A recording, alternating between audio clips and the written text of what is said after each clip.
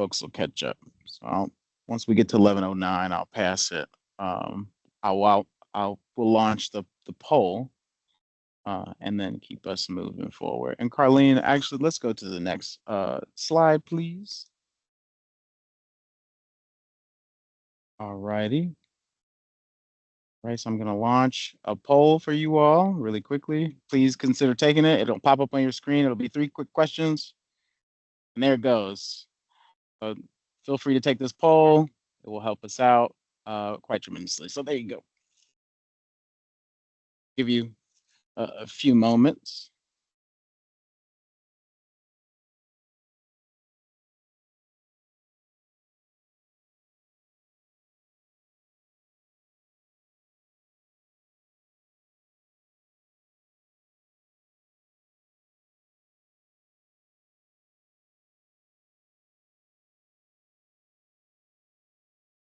Excuse me, you said there's a poll. All I see is thanks for joining us. Take our welcome poll, and it's a yes in the chat.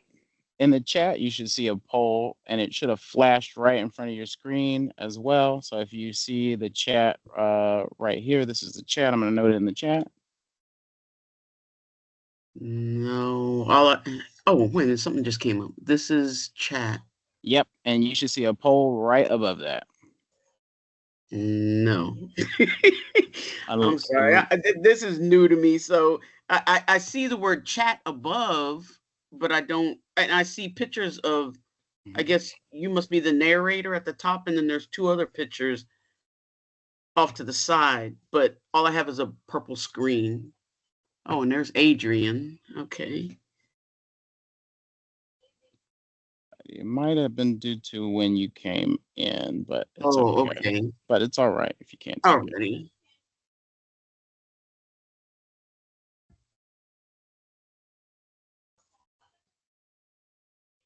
Right, but if you can see the poll, I think I clicked on the word chat and it just came up.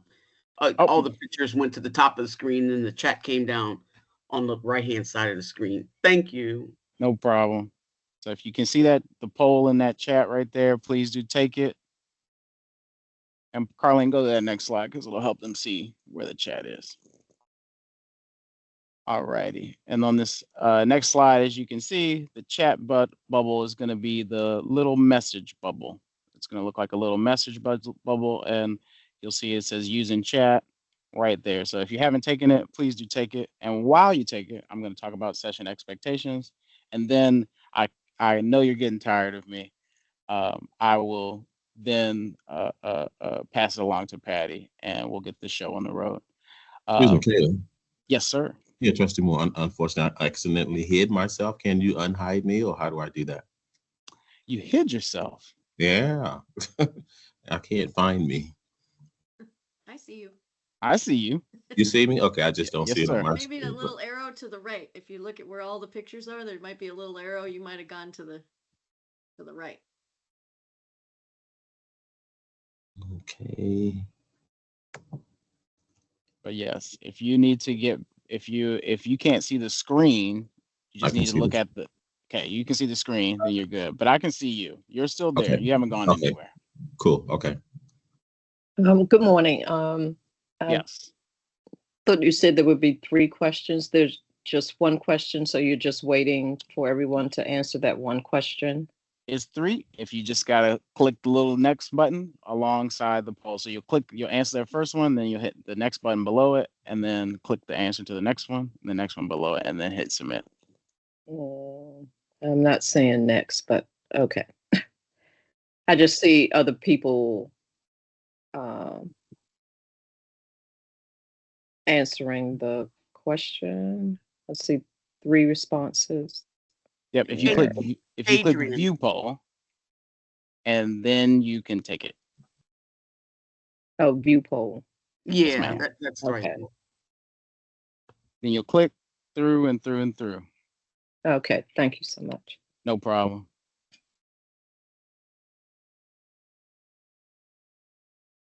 Perfect. And as we do that, please continue. Like, I just want to make sure, I'm glad you guys are coming off mute and giving me, let me know if you're having issues. That is working. But just to reiterate, you click view poll, You answer, click next, answer, click next, answer, click next, etc. Alrighty, so these session expectations are going to be as follows. And I see somebody came in. I'm just muting everybody really quick. Just as follows, that we have a poll. Your names are being recorded in that poll. However, it will not be shared outside of the organizing group. There will be one Q&A session that will take place in between presentations. I encourage people, as the presentation happens, to use the chat or the Q&A. I like the Q&A better. There's two little things. It says chat and Q&A. As you can see on this wonderful diagram in front of you, to ask questions. If you throw your question in the Q&A, we will get to it in the order that we receive it once we get to the Q&A section. So if you have a question that comes up, don't feel like you need to hold it. Also, don't come off mute and just ask it, because we're going to get through this presentation. Just throw that bad boy into the Q&A, preferably. But if you're struggling with that Q&A, I understand. Throw it in the chat. And we will get to it in the order that we receive it. And if you want to wait and ask your question via voice, if it's too much to write out, completely understand. Once we get to the Q&A section, you'll just raise your hand. And as you can see, there's a little at the top of the diagram, it's a raising your hand icon. You'll get to, it's like a little, it might just be a little circle face, a little happy face for you that says react under it right now. If you click that, you'll be able to then raise your hand. And then I'll call on you, and then you can ask your question. This slide will be back. So if you're worried you're not going to be able to remember this, it will be back again. With that, I'm going to pass to Patty, and Carlene, go to the next slide. Actually, no, Ben. Yes, and then Patty. And then Patty, to give us a warm welcome. So thank you all. Thank you, Kaylin. Good morning, everyone. Again, as Kaylin said, my name is Ben Burdick. I'm the Managing Director here at the DC Sustainable Energy Utility. I'm really excited to speak with you folks today. I think this is a really important topic, and really pleased to be joined by our partners at the Building Innovation Hub. We've got Teresa Backus, Mary Thomas, and Yolanda Bonner. I'm not sure that they've been able to join, but I want to call out Interfaith Power and Light, who we've worked with for a number of years on just figuring out ways that we can continue to serve worship facilities here in the district. So today, obviously, we're going to talk about the BEPS Toolkit for houses of worship. And what we know is, worship facilities often are a vital resource to the community. But when it comes to BEPS and complying with BEPS, we know that you have limited resources, whether those be people resources or funding resources. And so in order to ensure that you as a vital resource in the community can continue to do those things and be up on BEPS, and in order to help reduce energy costs, access clean energy, comply with BEPS, we want to make sure that obviously the DCSEU, the Building Innovation Hub in partnership, are able to provide a roadmap for you to be able to do those things. At the DCSEU, one of the biggest things that we want to see is making the benefits of clean energy more affordable and more accessible to everybody who's a ratepayer here in the district, whether you pay a PEPCO or Washington gas bill. And so I'm really excited today to talk through this BEPS toolkit for worship facilities. We've worked with the Building Innovation Hub in the past on similar toolkits for BEPS for condos and co-ops. So this is something we certainly have experience with, and certainly the Building Innovation Hub is an expert on this in supporting buildings with building energy performance standards. So really excited to welcome you today to talk this through. And with that, I want to hand it over to our Director of Technology and Innovation, Patty Boyd, and I'll hand it over to her now. But very excited to have you here today and look forward to your questions. Yeah, hi everyone. My name is Patty Boyd. I'm Director of Technology and Innovation here at the DCSEU. I'm going to just echo Ben's comments, welcoming you and thanking you. We know your time is precious. We know you have a lot going on giving to the community. And the intention here was for us to be able to provide you with a resource that helps you comply with the regulations in the district. There might be some some people on here. I know I've been in some of our webinars before where, you know, you're like, what's BEPS? I don't even need to comply with BEPS. Please stay on the line. Please continue to pay attention, because there's information in the toolkit that will help you no matter what size your utility, your facility is. And we just want to make sure that you have all the tools available to you to be able to succeed and provide, you know, be able to provide the services that you do. So we're very thankful for you being here. If you could go to the next slide, I'll walk you through the agenda. We're about to get through the welcome and introduction. And then Yolanda Bonner, the Associate Director of Building Performance from the Building Innovation Hub, will take over. She will then hand it to Teresa, Director of the Building Innovation Hub, to give a policy update. And then we will walk through this toolkit with you. We hope you find it valuable. We know the one that we did for condos and co-ops has been very valuable for people. I personally was in a condo and provided it to my board. I was on the board, so it was kind of easy to provide. We've done a really cool worship facility case study that you can have access to that Mary will talk about, and she authored it. Then we'll go to a Q&A halfway through, and then we'll hand it over to the more DCSEU team, Crystal McDonald, who will go through the different rebates, incentives, and offerings that the DCSEU has available to help support you. So with that, if you could go to the next slide, I will hand it over to Yolanda. And thank you again so much for joining. Please feel free to ask all of your questions. We are here to help you. Thank you. Thank you, Patty. I appreciate all of the good things you said about the hub, you and Ben both. But before I get started, we know that there's been a lot of talk about the policy itself, whether it's being paused or stalled or whether the district is getting rid of it. So I'm going to hand it off to my director, Teresa Backus, to give you guys an update on that policy. And once she's done, we're going to go back over and jump into the Worship Facility Toolkit. So Teresa, the floor is yours. Great, thank you. Hi, everybody. Hope you can hear me okay. As Patty said, we really appreciate you taking the time today. We know you have a lot on your plate. And one more thing that I know it's probably hard to think about or that you might have to worry about is the policies, all the policies and the regulations that are happening that pertain to your buildings and, you know, that you might be trying to track. So we wanted to give you a quick update on where things stand related to the immediate regulations in the district that you need to pay attention to. You might have heard earlier in this year there was some back and forth about whether or not the building energy performance standards were going to be delayed, whether the energy code was going to be affected. There was a proposal in place that tried to move some of the deadlines. So this first compliance cycle, which Yolanda will cover in more detail, as well as future cycles of the BEPS. But it's important to note that once the dust settled and the fiscal year 2026 DC budget was passed, there were no changes made to the BEPS timeline.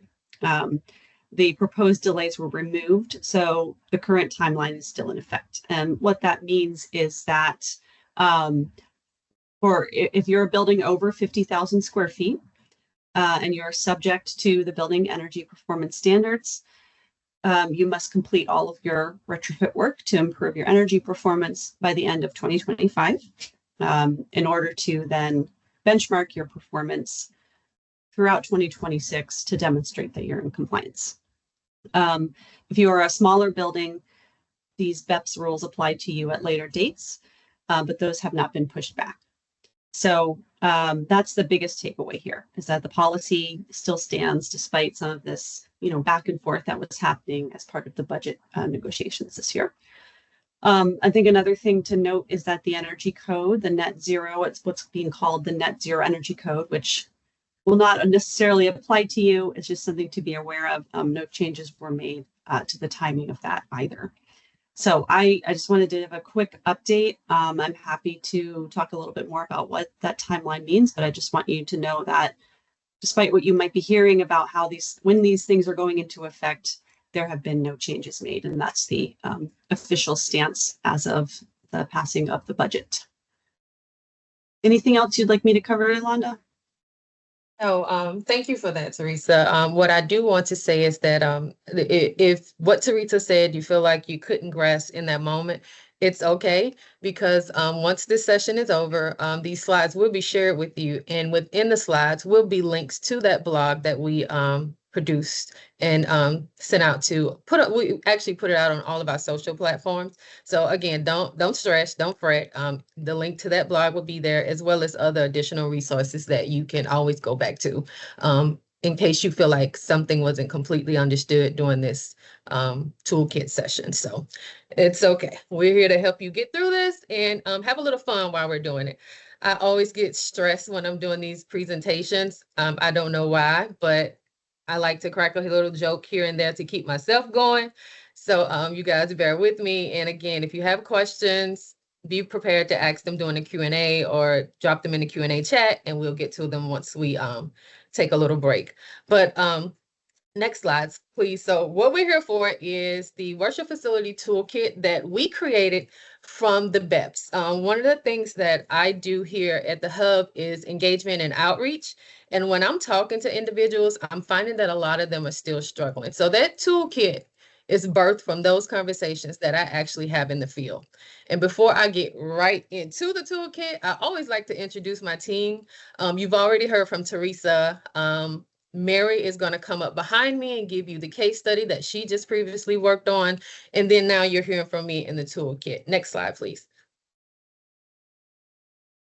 And what we do here at the Hub, or IMT, the Building Innovation Hub itself is a project of IMT. And what we do is we help building industry professionals in and around the Washington, D.C. area create and operate high-performing buildings. The Hub connects professionals and provides information and programming. And one of the biggest goals of the Hub is to meet the current needs of the building industry while simultaneously pushing the industry toward innovative solutions that we'll need to build and operate high-performing buildings. Because I mean, we spend most of our time inside of a building. And although a lot of this conversation is about commercial buildings, privately owned buildings, it's going to eventually trickle down to those single family homes, those places that you dwell in every day, all day. Next slide, please. I also want to reiterate what Ben said earlier. In putting this toolkit together, I spent a lot of time with Interfaith Power and Light and another partner, ThinkBox. And when you do receive these slides, which I did not include, I should have included a link for you to see here to both Interfaith Power and Light and ThinkBox, and information to points of contacts there for future references. So when you receive these slides, those links will be in there for you to connect with those individuals post-session. So thank you to Interfaith Power and Light, who I know they play a big role in this worship facility space. So if you have questions, reach out to us. We can get you connected to them and get you the help that you need. Next slide, please. So the toolkit itself, and we have this in animation. So Carlene, you could go ahead and hit the button quite a few times to get them all up there. But the toolkit, its purpose, approach, and its goals. DC Building Energy Performance Standards, the BEPS, it provides tips for all of the worship facilities, no matter what size you are, how old you are, brand new, it doesn't matter. That's what it's built for. We talk to you about how to approach the BEPS in a way that is not so overwhelming, because we know, and I know firsthand, how overwhelming all of this can be. We also have it set up to where it helps you to create a plan for your building, because the BEPS is not just a one-time thing. It's an ongoing policy that will continue to spill over year after year. So once you do it, don't think you're done. And that's probably the one line that I say to people all the time. You're not done because you submitted this. You got to keep going. You got to understand how it works, and you got to understand the flow of it. We also talk about where you can find funding and financing options, what to do if something goes wrong, if you need more help, or if you need additional time from the district.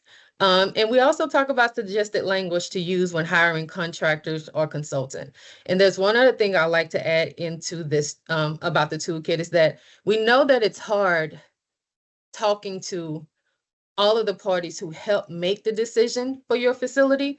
So we also have what we call a companion slide deck that makes it easier for you to talk to board members, other individuals that, you know, play key roles within your worship facility. So the toolkit is very instrumental, and it can actually help you save some time, save some money, and be successful when adhering to this policy.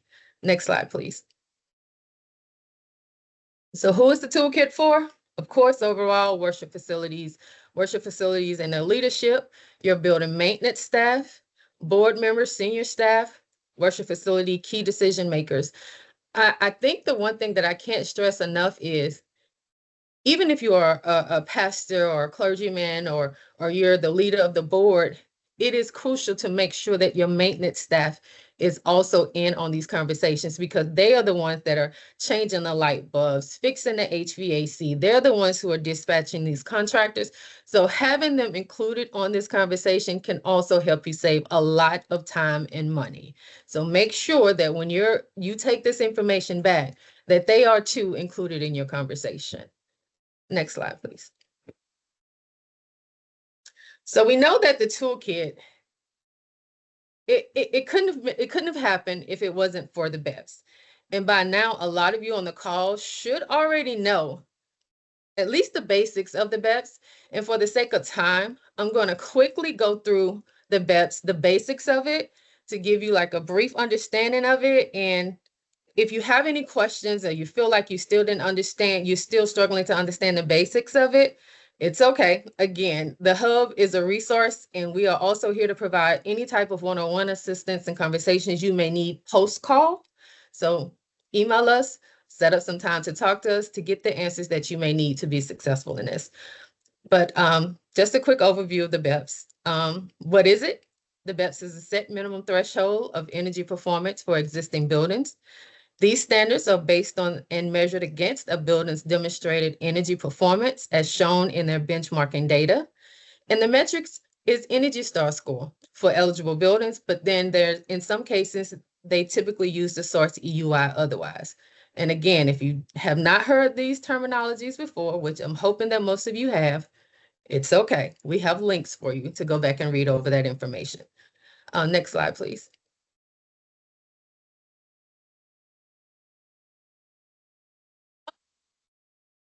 This metric is, or how the BEPS is tied to DC's goals. It came into play with the Clean Energy DC Omnibus Act in 2018. And in Title III of the Act, the district created the BEPS, the Building Energy Performance Standards Program, as a way of meeting the energy and climate goals of the Sustainable DC Plan and Clean Energy DC Plan. The plan is to currently reduce greenhouse gas emission and energy consumption by 60%. The BEPS program works by setting standards for the energy performance of buildings.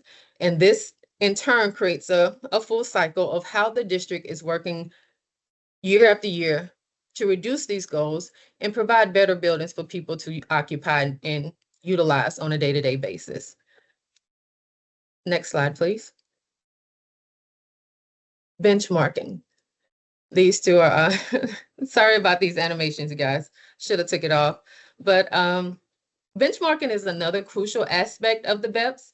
And I do find that a lot of people still struggle to understand that as well. There's two things that I really would like for you guys to remember about benchmarking: that buildings are subject to benchmarking based on their floor area.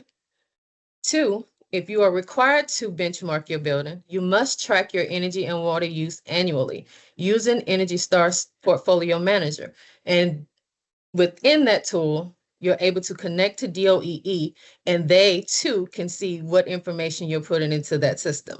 So if you do not have an Energy Star Portfolio Manager account, please consider setting one up as soon as possible. As soon as you get off this call, set it up, because I tell everybody it's where all of your information goes, and it's where DOEE will be looking to see what you're putting into the system, to see how your building is operating. Next slide, please. And building size requirements. Here, the BEPS is pretty much based off building size. So the first BEPS cycle applies to buildings, will apply to buildings over 50,000 square feet. The second cycle will expand to also include buildings 25,000 square feet and greater. And then the third cycle will expand to include buildings 10,000 square feet and greater. 2 points to remember: buildings that meet the standard during the baseline year do not need to take any immediate action. But if they do not meet the next standard, they will want to prepare for the next deadline, which is another good reason to have this toolkit.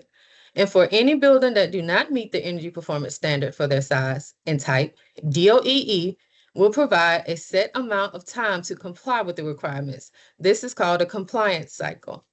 Next slide, please. This snapshot here is just pretty much a simple snapshot of where we are within this cycle. If you can see in the middle of the screen, that orange dot, or that orange star, I'm sorry, that's exactly where we are within this first compliance cycle. So if you're not familiar with this, ping us after this call and we can go through the compliance cycle with you. I want to make sure I have enough time to get through the actual toolkit. And so we won't spend too much time here either. Next slide, please. So now that you've had that rather quickly BEPS overview, we're going to jump right into the actual toolkit itself, how to use it, and how to prepare for success in the BEPS. I mean, how else do you plan to be successful in any process without planning? And the toolkit is one of those things that we like to consider as a step before, so that you're not falling behind towards the end. You can use the toolkit now, even if you're not required to comply with the policy. It's still a great way to help you understand how the BEPS work. And so let me get back to my pages here.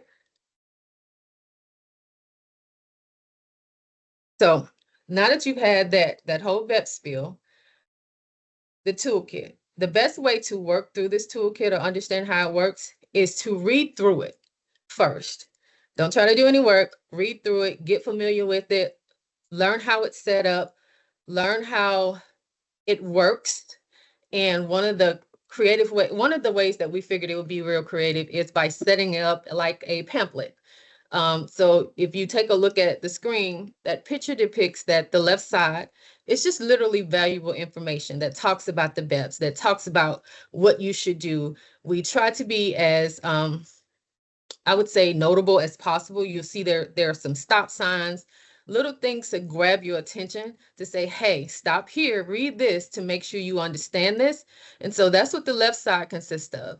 The right side is an action plan checklist. I cannot tell you how critical that checklist will be to the success of this policy if you use it right.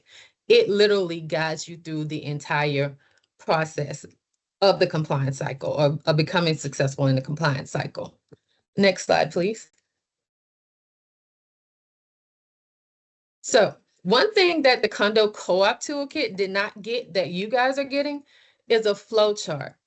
And we hope that this flow chart is beneficial to you. Some people may get it. We may have some feedback and some questions. So if you do utilize this and you think that the way that it's set up is kind of wonky or you don't quite understand it, feel free to send us an email and say, hey, I think this would be better here. We're always looking for ways to improve and help you guys understand this policy. So the flow chart, it's a link here for you to see it on screen if you need it, to be able to print it out on your own time. But it is truly designed to guide you through this process. Pay attention to the purple circles and the red circles. They will let you know which way you're supposed to go in this cycle if you do or if you do not meet the BEPS requirements, or the requirements set forth for your building and your building size. So this is one cool aspect that we added in this toolkit. And I think we will go back and try to add this into the second or third edition of the Condo Co-op Toolkit. Next slide, please. So in preparing for the BEPS, getting yourselves together, it's crucial to start with deciding who will help you manage this process, because you cannot do it alone. You will not be able to do it alone. You have to have a team of individuals to help you. And so we kind of broke down what different teams would be that you guys could possibly build from this, which we call the approvers. who are pretty much just the approving body that will review the proposed work, contracts, reports, results, and things of that nature. Then you have the actual BEPS project manager, the individual who understands the BEPS from beginning to end, and they will be responsible for the day-to-day management of the BEPS projects and the final BEPS submission, which will be into that Energy Star portfolio manager's account. So make sure that the individual who you decide is the manager of this, they understand it from beginning to end. And I would suggest having someone who has the computer knowledge to go back and forth, because it is a lot of involvement with the computer. And then there's also another group that you guys could definitely add to your team. And those are the helpers.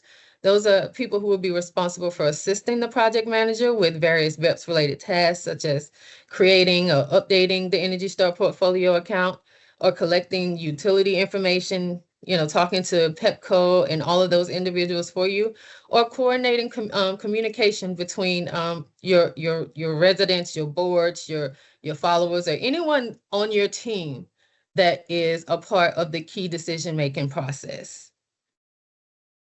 Next slide, please. So, understanding the BEPS standard you need to meet, this checklist is where you will really start.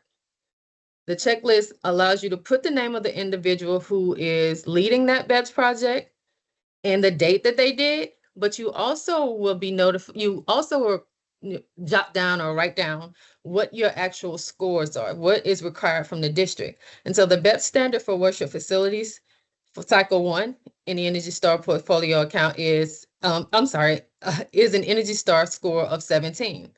Or, like I stated earlier, in some cases it will be source energy use intensity, or EUI. That number is 140.3. So make sure you're utilizing all of the resources in the toolkit that will help you go and find exactly what these numbers are for future references. They possibly could and would change as the policy progresses. So utilize those links that are in that toolkit, and they will help you stay on top of what you're required to do. If your building has an Energy Star score, your compliance is based on the number 17, not the source EUI. So just remember that. Next slide, please. Another crucial component of the toolkit is funding and financing opportunities. The Hub does have a funding and financing portal. It's a searchable database. That link is included as well. DCSEU, who is on the call, they will go over some of their specific incentives, but they too have a plethora of different resources, financial resources, or funding resources that you guys can tap into. And the likes of DC Green Bank, if you have not already utilized them. They too have a portal, and if you're looking to connect with someone there, we can connect you with those individuals if you like to email us or send us an email, but their link is included in the resources as well. Next slide, please. So energy measurement. One of the first starts that we like to tell people when they're doing this process is to consider getting an energy audit. And what is an energy audit and why do you need it? It would actually help you get a full understanding of how your building uses energy and what type of energy efficiency measures are needed to meet the BEPS. What kind should you get? We typically suggest an ASHRAE level 2 energy audit. It's recommended, but you do not have to get the ASHRAE level 2 energy audit. You can definitely start with the lower one. And if your energy audit results come back stating that you need additional information, consider getting it. But to save money and to save time, we do like to recommend you get that level 2. And does it cost? Yes, it does cost. But there's one thing about it. We know that a lot of individuals struggle with finding contractors that are qualified and certified by the district to do these energy audits. The Hub does have a vendor matchmaking portal where you can tap into that portal for free, put in all your building's information, and request an energy auditor who's already been vetted, and we will connect you with them and they can help you get the information you need. We do not get to control the prices, but it does cost. And there are times where there's funding assistance for that as well. So I like to highlight connecting with DCSEU, and connecting with IPL, because they too can help sometimes with funding. Not all the time, but sometimes. Next slide, please. So one of the biggest, I won't say setback, is communication. I won't say it's a setback. I just think that when you're learning something new, it's hard to really communicate the appropriate information to the people who need to know. And so we like to recommend that effective communication in this process is very important. Building your team is important, and knowing how to communicate with your team. Those are probably the two most important pieces in being successful in this policy, because we know that sometimes the individual that's leading this doesn't get to make the final decision. And so learning how to communicate what's needed is critical, very critical. And how to involve your stakeholders. Suggestions on how to add property managers and boards can involve the congregation in decision making, such as meetings, when you have your annual meetings or your monthly meetings, or I forgot what they're called. I'm from Mississippi, so I tend to try to listen to some of the things that my grandma talks about in her church, but just be open about it and let them know that this is critical. This is something that's important that we have to adhere to. So get that meeting together. And in some cases, you might have to be a little bit more assertive about the information. And then you have to get building buy-in, how to address some of those concerns. Share the benefits and keep all parties informed about the steps and timelines involved. And then resources for communication. How the toolkit helps create templates or frameworks for letters, FAQs, and community meetings. And we'll talk about those resources, those communication resources a little bit later or a little further down.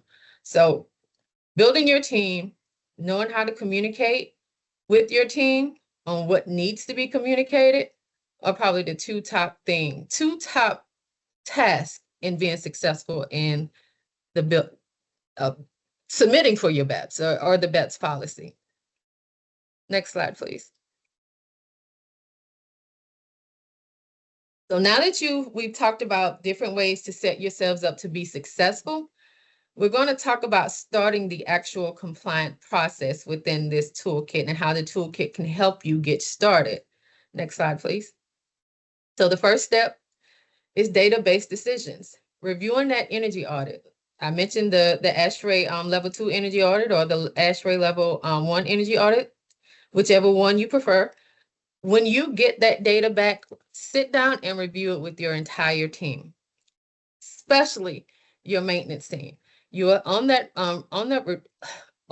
audit, you will have an executive summary, you have a research summary, you have compliance pathway recommendations, because those energy audits too should already be familiar with the DC BEPS and the different pathways that you are to select in this process. So, and let me highlight that if you get an energy audit and your contractor does not make that suggestion, you may have chosen a contractor that is not familiar with the DC policy itself.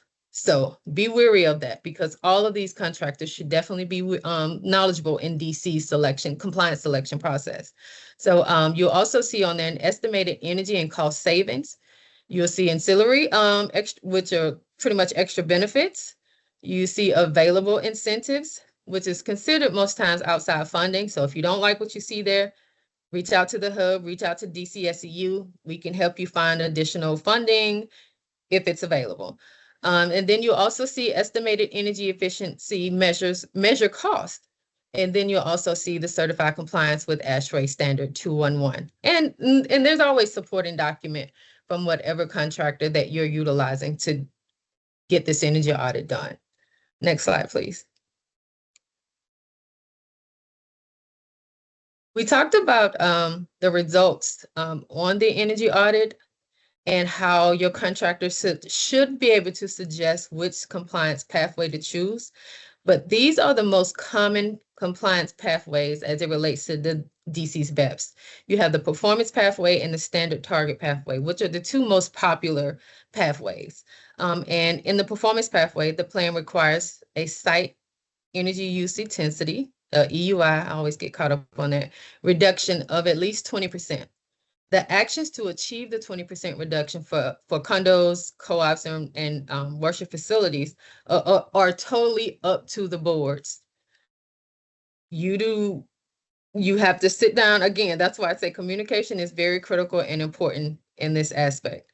The standard target pathway, I'm sorry, there's a lot of condo and co-op buildings in this, and I'm guessing my slides must have jumped over or didn't change, but I literally thought I went through this with a fine-tooth comb and removed all that, so I do apologize for all that. But for worship facility buildings, this plan requires buildings to reach an Energy Star score of 17.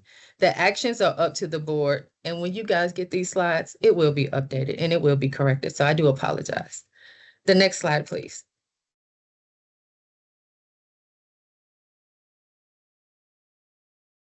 How to implement low-cost energy efficiency measures.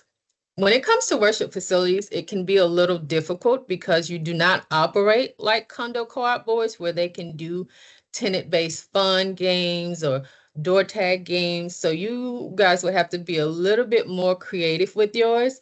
And as an individual who does attend a worship facility on a regular, I know that some spaces have lobbies. So I think like having little fun things in the lobby as people enter, as guests enter, worshipers enter, little things that show what you have going on, little things that show what you have going on in your building and how they too can help you reach those goals. So if they're in a restroom, turn off the light, different flushing materials. If you see a light out, report that light to either a deacon or someone who's a clergyman or someone who's in charge. Just a little note of different ways they can help you meet those goals.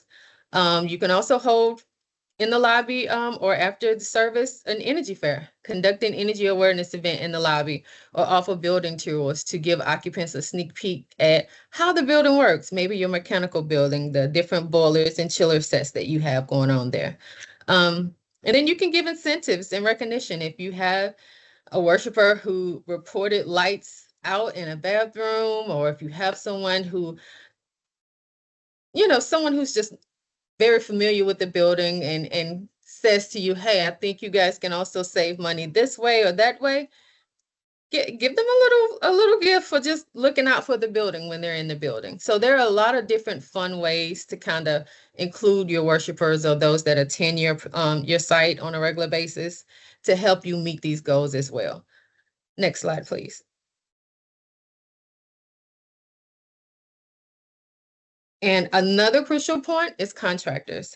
When I first started this position, one of the main conversations that I always had with buildings who were doing this work was that they hired a contractor, but the contractor was out of state, and they hired that contractor because the price met their financial needs.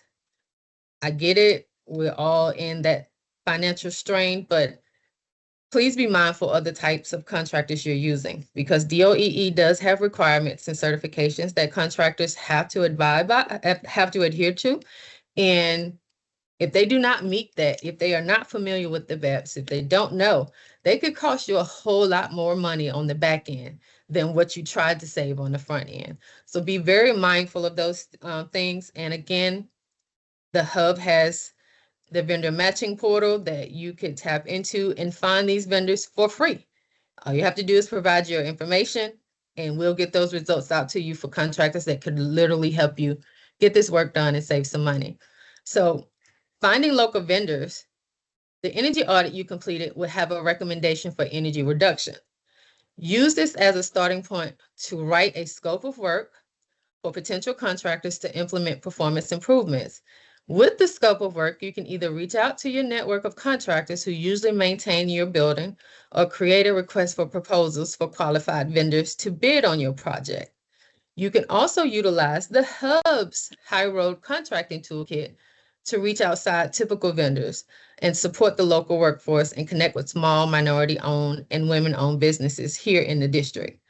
You can also submit an RFP to the Hub's, like I mentioned earlier, find a vendor portal to be matched with a broader pool of experts.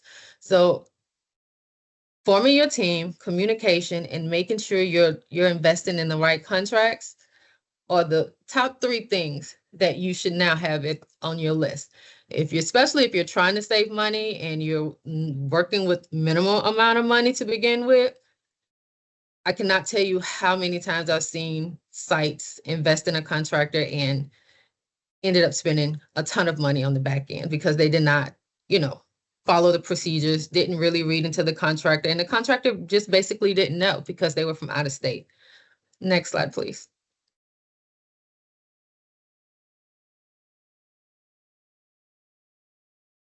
And finally, in the toolkit, we talk about reporting, end of cycle reporting. DOEE is the holder of all of this. Complete your reports. Most are due in April 1st, 2027. They include short surveys of your energy efficiency measures.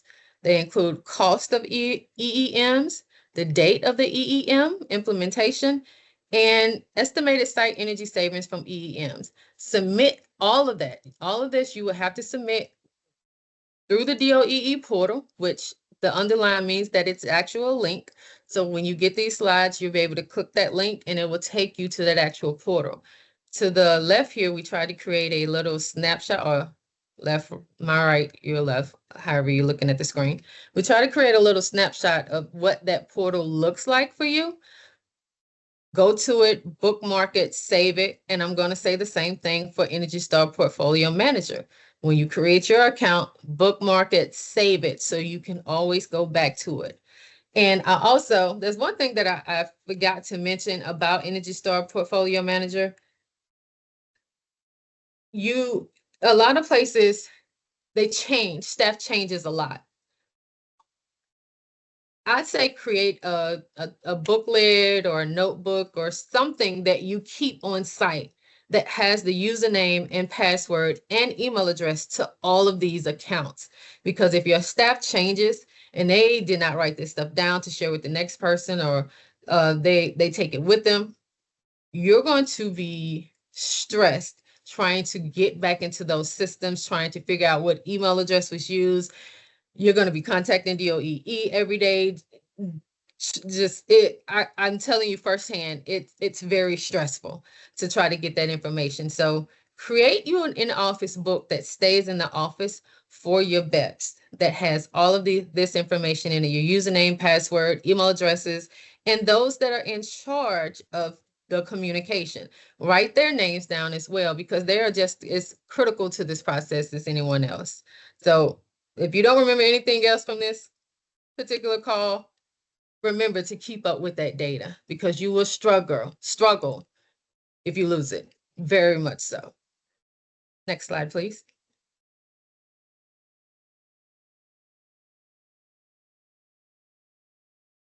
Of course, with any process or compliance, there are challenges. And there in the toolkit, we give you a list of different ways to kind of combat these challenges. And some of the challenges that you can expect to face is how to change your building's compliance pathway, or how to request an extension if applicable, how to request a delay of compliance, or what to do if you're fined. And I'm going to start right there to say, if you are fined, connect with DOEE ASAP. There's nothing DCSEU, the hub, or anyone else on this call can do. You have to connect with DOEE, and you can go into their system, that DC portal link that I showed in the previous slide. You can go into their system. You can contact them that way, or feel free to contact them by phone, and all of that information is also on that site. But outside of that, there is no other way or no other individual that can help you with those fines. You must talk to DOEE directly. And then there are other challenges, like what to do if you run out of funding and have a contractor bad experience. It's there for a reason. It's there because people are literally having this issue. Not just running out of money, but running into bad contractors who say they know this work, and we find out that they don't. So take that DOEE portal, bookmark it, and save it, because everyone runs into a challenge. And there's going to be a situation where you will have some sort of question, and that portal is there to help you. And you can always reach out to us. If you feel like you're not getting a response back from DOEE in a timely manner, then we can see what we can do with the resources that we have to get over to DOEE and have them respond to you. But start with the DOEE portal. Communicate with DOEE as much as possible. If you don't think you're going to meet a compliance deadline, talk to them. Do not sit on it. If they hear from you, it'll probably make them feel a little better. But if they don't hear from you, they're going to think you're not doing this and they're going to think you don't care. So talk to them. And then our next slide.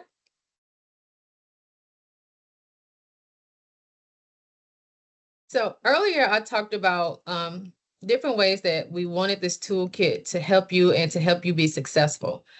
When it comes to condos have residents and tenants that really fight to be a part of the BEPS. They don't want to do it.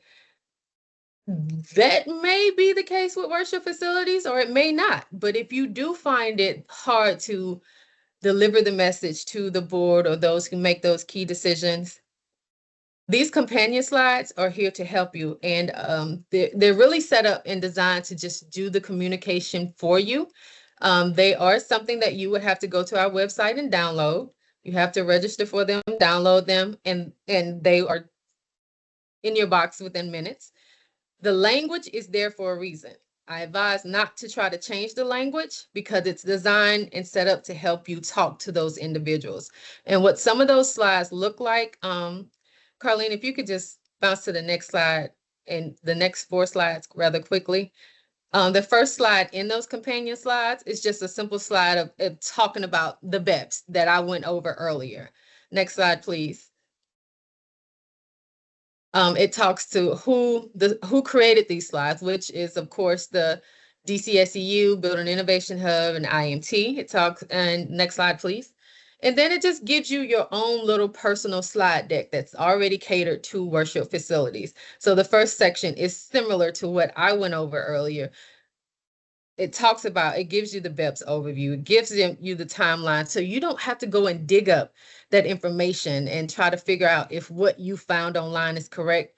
Downloading those companion slides is the easiest way because we do go in and update them with every change. So this toolkit from beginning to end was designed to help you be successful in this BEPS policy. And next slide, please. And with that, I'm going to hand it off to Mary so that she can talk to you guys about the case study that she just previously worked on and led, which is, in my opinion, one of the best case studies that we've had so far, and I love it. And so, Mary, it's in your court. Okay, thank you, Yolanda. Can everyone hear me? All right, I'll keep going. Yeah, as Yolanda mentioned, we recently published a case study on Walker Memorial Baptist Church. It's a church in the heart of the U Street corridor in Northwest DC, which has been serving their congregation and community through relevant ministries since 1891. The congregation is led by Pastor Bombaduro, and for this case study, we interviewed Deacon Charles Ellis and also Paul Arentis with ThinkBox Group. Yolanda mentioned ThinkBox. They provided input on the toolkit, and they were also the project manager for this retrofit project at Walker Memorial. Now, Walker Memorial Baptist Church, it's smaller than the BEPS threshold, so it was not subject to BEPS, but it is a really great example of how renewable energy and energy efficiency projects can get done. And we're here with DCSEU, so it's a great example of working with local funding sources like DCSEU and DC Green Bank. Next slide, please. So I really wanted to include this quote from Deacon Charles Ellis because it may resonate with the folks on this call, how their priority is with their congregation and their ministries, and wanting to provide a healthy, a good building for everybody, but really, not spending their money on taking care of the building. So, this project, and that's where, sources like DCSEU and DC Green Bank came in. So the project itself really grew out of the need for a roof repair, which was at this point 40 years old and leaking. And of course, the question, as Deacon Ellis was getting quotes in, the question was, how do we pay for that? And he began researching and was referred to Ms. Pamela Nelson from the Office of People's Counsel, who you folks might know. She's active and advocate for energy efficiency and solar for houses of worship, and she directed them to ThinkBox. And so, starting with this need to repair the roof, ThinkBox came on board and developed a scope of work to pursue incentives that would do that, but also help the church save money. So if you go to the next slide, please.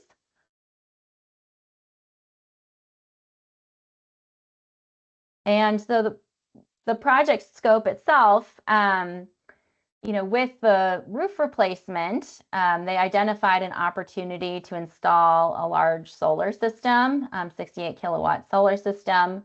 And they could have left the project there because that would have met their needs. But their needs in terms of energy, paying for their energy.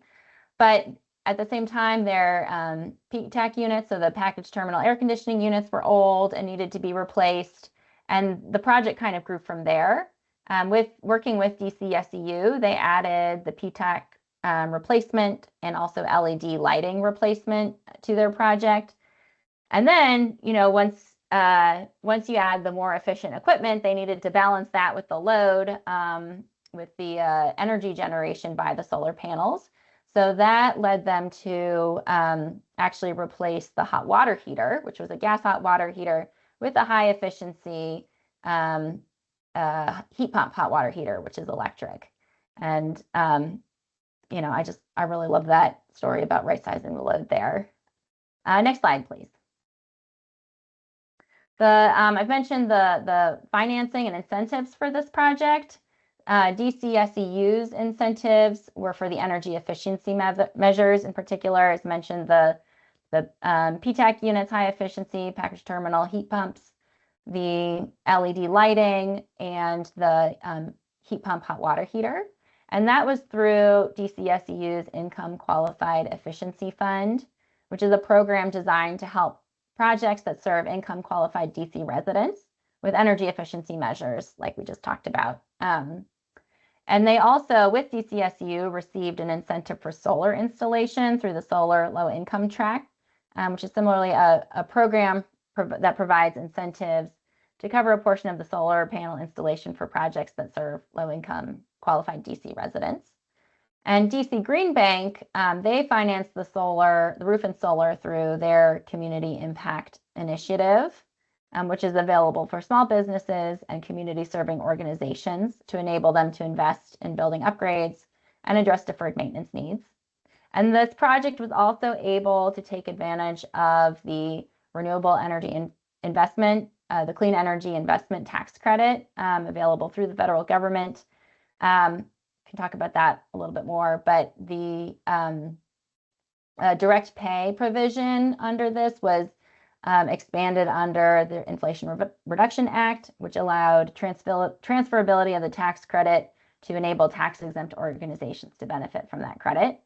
And just on that note, I will say that tax credit that they were able to take advantage of, it's still available and it sunsets for projects needing to be in place by either you need to commence your construction before July 4th of next year, or it needs to be in place and in service before December 31st of 2027.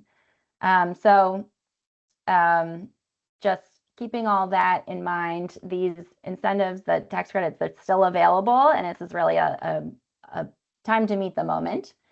And just speaking more broadly on Walker Memorial, it's just a great example of how these projects can get done.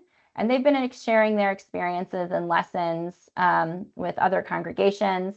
And ThinkBox is also working with a lot of congregations to move through the process like this, including working with DC Green Bank to get to that loan closing and approvals faster. And if you read our case study, we'll include a link in the chat. You'll see how Paul with ThinkBox, he really talks about the opportunity for houses of worship at this time to make these kinds of improvements in a manner that supports them financially. For solar in particular, I mentioned that there's the incentive still available from the federal government. And then there's also solar renewable energy credits which means that the buildings can get paid for energy produced, and they're pretty high in DC and definitely worth investigating. So, this is just a great example. With our alert case studies, we try to find examples that could be replicated, and it really goes hand in hand with the toolkit, because the toolkit kind of really helps supports these efforts and builds out that roadmap to complete these kinds of projects.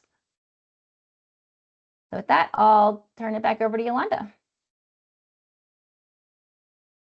Thank you, Mary. This is the portion of the call where we are set to go into our Q&A. We may have to cut it down a little bit because I know a lot of you are also on here to get information on incentives and any type of funding situations that you can. So I'm going to open the floor up. Kaylin, if you want, you can take the lead on that, and we can do like a quick 15-minute Q&A and then allow DCSEU to give us a spiel on some of the incentives and different funding opportunities they have available.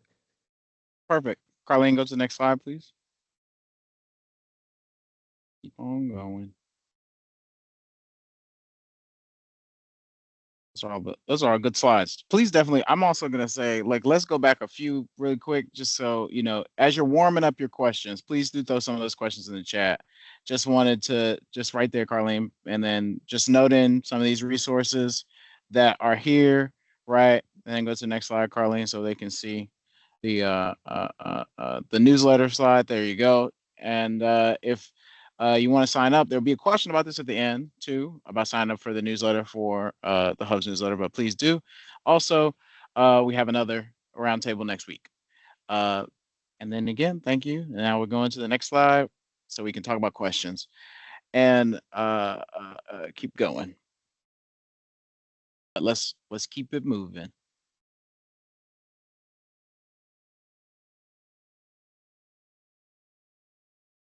Okay, I'll come on and just recap basically what our managing director, Ben Burdick, announced early on. The DCSEU, we're here to support all of our ratepayers across the district to make sure clean energy is affordable and accessible to everyone. And so we are on a performance-based contract with the Department of Energy and Environment. And what we do is design and implement programs to support energy efficiency and renewable energy technology installation, and we provide technical assistance.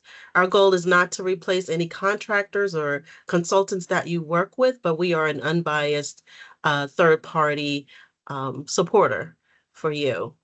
So just keep that in mind. Next slide.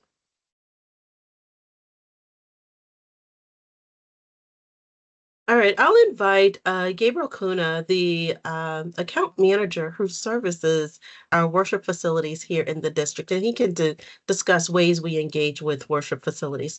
So Gabriel, I'll pass the mic to you. Hi, yeah, my name is Gabriel Cunha. I am an account manager here at the DCSEU, and I assist houses of worship and faith-based organizations with incentives, and I've been here for over a year and a half now. So lovely to meet everybody here. So as Crystal was alluding to, customer engagement with worship facilities. So over the past decade, the DCSEU has partnered with faith-based organizations in the district to achieve energy and cost savings. We have incentivized energy efficient equipment and provided technical assistance, as I'll discuss more later, for new construction, retrofit projects, and solar panel installation. And for projects for houses of worship owned buildings, we typically do lighting upgrades and controls, chiller replacements, heat pump water heaters, heat pumps, and solar. Most projects have a 2 to 15-year simple payback, and the DCSEU incentives are based on estimated annual electric savings, MWH, and natural gas savings, MMBTU. Lifetime energy cost saved is based on estimated cost savings for installed measures. Next slide. So pathways to incentives and technical assistance. So self-service, Who, customers completing a project to have chosen a contractor and equipment with a defined timeline. The value, defined rebate amounts with up to 100K per commercial customer threshold, and defined rebate amounts with up to 15K per residential customer threshold. So the more relevant here in this case would be the commercial customer threshold. How? Prescriptive rebate application or buy directly from participating distributor. This is typically for the smaller houses of worship. So for houses of worship that have a square footage of under 10,000 square feet, they would typically do apply for our rebates on our website.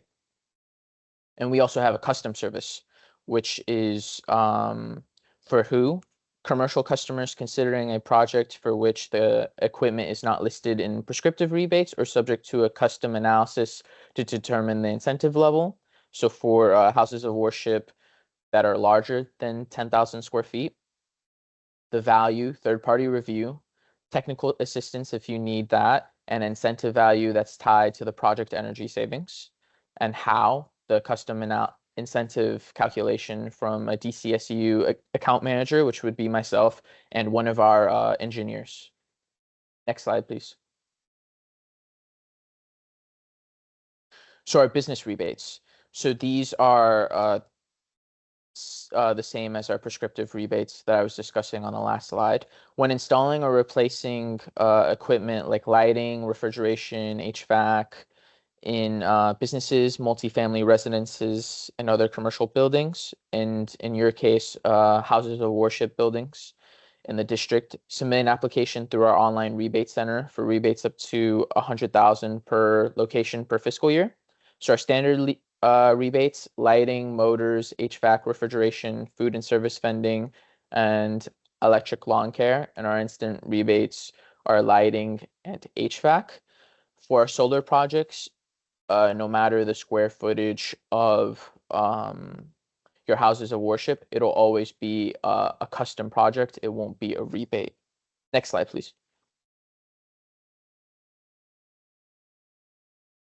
So our custom incentives, as I had mentioned, solar before would always be in this bucket.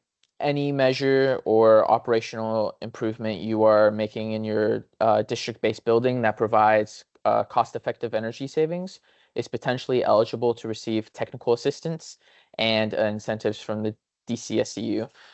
Custom measures include LED and lighting and controls, HVAC equipment, HVAC controls, and retro commissioning, refrigeration management, leak detection, and solar incentives.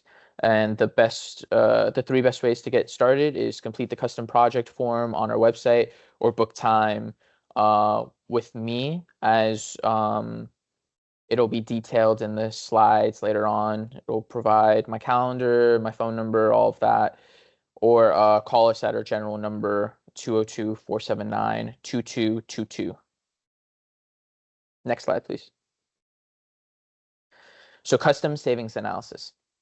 We're here to meet your economic and operational goals, uncover energy savings, run your buildings more efficiently, and identify efficiency improvements with the greatest returns on investment. So getting a custom analysis from a DCSEU engineering consultant. I'm sorry, the slides went out. Looks like we lost Carlene. Hot second. 1 second. And we were on. All good. I'll wait till it comes back up so they can see what I'm going over. Mm-hmm. Hello, can you hear me? Yes. Okay, sorry. I literally just lost electricity. 1 second. I'll put it up. I'll put it up, Carlene. Okay. I am so sorry about that.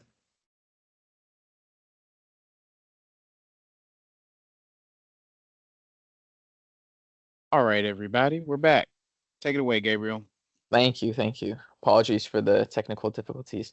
So the three buckets here, the identifying opportunities, the analyzing the project and impacts, is typically the different stages of our analysis process. So identifying opportunities, whether it's through a site walkthrough, a no-cost technical assistance, which is essentially if you are undergoing, for example, a lighting and controls project, and you have multiple contractors that you have proposals from, you send those proposals to us, and we'll evaluate which is either going to generate you the most savings or is the most cost effective for you.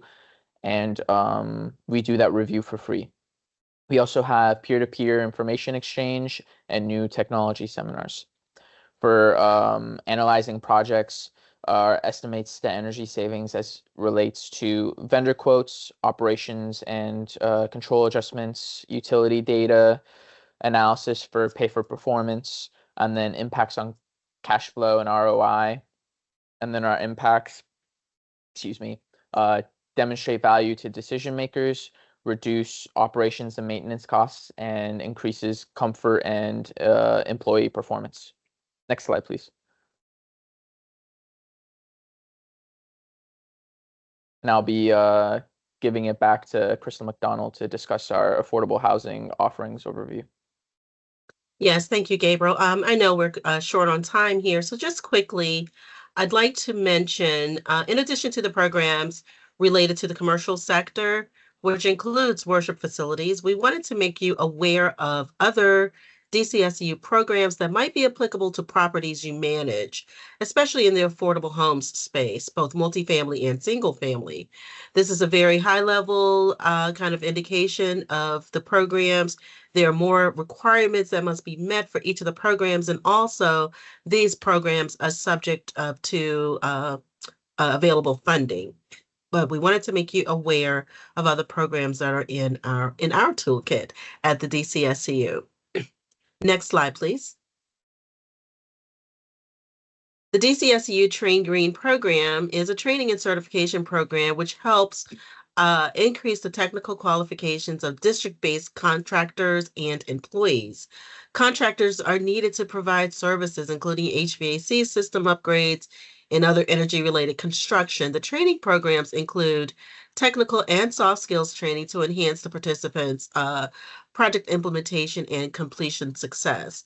The courses are delivered virtually with a live instructor, on demand, which is self-guided format, and we do a few in-person courses including an on-site hands-on demonstration project that we have lined up for Saturday, September 20th.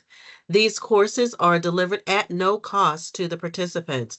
You've heard a lot about clean energy policies today, and Train Green courses helps those contractors and DC residents to upskill and meet the demands created by the clean energy policies. Please visit our website and register today. We're launching, we just launched some more new courses, so definitely visit our website and sign up. Thank you. Next slide. I think that's the contact information for Gabe. Yes. Yes, if you have any more questions, follow up with Gabriel. He is standing by and ready to receive your contact. Thank you. Yeah, thank everybody for joining us today. You will also receive these slides again, along with the recording. So thank you all again. Thank you so much, very much to the Building Innovation Hub, Yolanda, Teresa, and Mary, as well as Alexandra and Sam, who I think are still here as well. Thank you so much to the DCSEU team as well, and all the partners that made this wonderful House of Worship Toolkit come together. Please do take advantage of everything that was said here today. Have a great day, everybody. Thank you. Thank you. Very informative.